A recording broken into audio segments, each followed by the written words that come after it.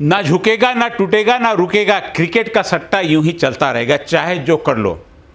आज semifinal world cup का India के साथ में न्यूजीलैंड का, और निश्चित रूप से अमरावती सहित पूरे महाराष्ट्र में, पूरे देश में इस पर जमकर सट्टेबाजी हो रही है।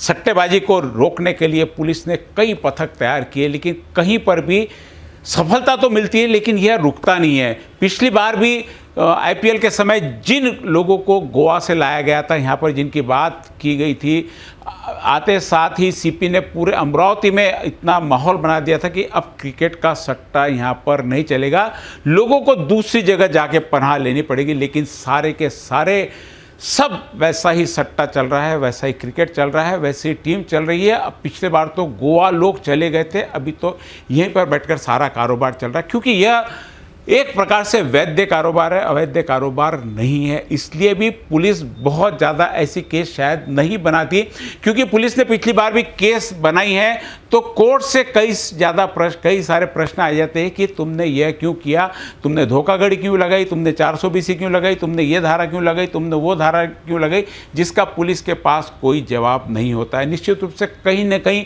केस बनाने में कोई कानून की कमजोरी या पुलिस की किसी प्रकार की लापरवाही कहो या उनकी अनदेखी कहो, जिसके कारण सटोरिये हमेशा छूट जाते हैं और यह व्यवसाय लगातार चलते रहता है। क्योंकि पुलिस की इसके लिए अलग अलग, एक पुलिस स्टेशन के हिसाब से देखें तो उनका डीबी स्क्वाड वहाँ पे है, जिसमें डिटेक्टिव ब्रांच करके एक स्क्वाड है जो ऐसे धंधों की खोज करते रहती। पुलिस की सीपी की खुद की एक सीआईयू टीम है, क्राइम इन्वेस्टिगेशन यूनिट है, वो भी ऐसे टीम की तलाश में रहती है।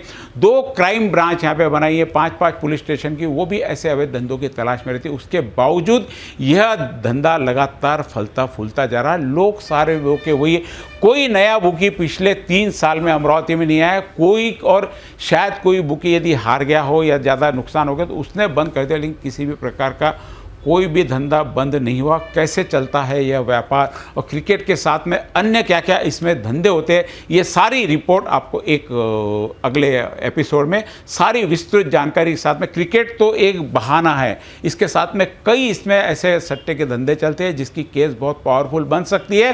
केस इतनी पावरफुल बने कि सारे सटोरिये और उनके पूरे खानदान की जायदाद भी बेचकर यदि सरकार का दंड भरा जाए तो वह कभी पूरा नहीं होगा। लेकिन इसमें पुलिस का रोल बहुत जरूरी है। अमरावती पुलिस ने, पूरे महाराष्ट्र ने, पूरे देश की, पिछली बार पेपर में सारी ऐड आई थी, हमने ले जाके अमरावती के सीपी साहब को बताया कि जब क्रिकेट के सट्टे की खुले में पेपर में ऐड आती है तो आप रेड करके क्या हासिल कर लोगे। तो निश्चित रूप से उसके बाद में रेड भी हुई, लेकिन हासिल कुछ नहीं। कोर्ट में पुलिस के खिलाफ में ये लोग चले गए, जहाँ पर ये एफआईआर रद्द करने के लिए मांग की और पुलिस पे भी एलिगेशन लगाया कि पुलिस ने उनके साथ बहुत गलत। ऐसे में पुलिस भी क्या करे, क्योंकि कानून की कहीं तो भी कमी है, पुलिस की मंशा की कहीं तो भी कमी है, कहीं तो भी केस बनाने में कमी है, जिसके कारण ये सट्टेबाज बेखौफ होकर यह सट्टा चलता है। हालांकि किसी को इसमें ज़बरदस्ती इन्वॉल्व नहीं किया जाता, लेकिन कई सारे परिवार हमने बर्बाद होते देखे, आत्महत्या होते हुए देखी है।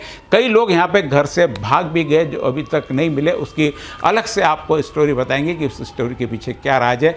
आने वाले एपिसोड में देखिए कि क्रिकेट की आईडी के साथ में अन्य कौन से गेम चलते हैं और किस प्रकार लूटने का नियोजन किया जाता है कि कोई भी एक आम आदमी फंसकर इसमें कभी बाहर नहीं निकलता। क्योंकि क्रिकेट का सट्टा जो खिलाता है उसके पास तो पैसा आता ही है, और पैसा किसका जाता है, आपका, मेरा, या जो भी इसमें खेलते हैं उसका। अगले एपिसोड की राह देखिए पूरी जानकारी के लिए। धन्यवाद।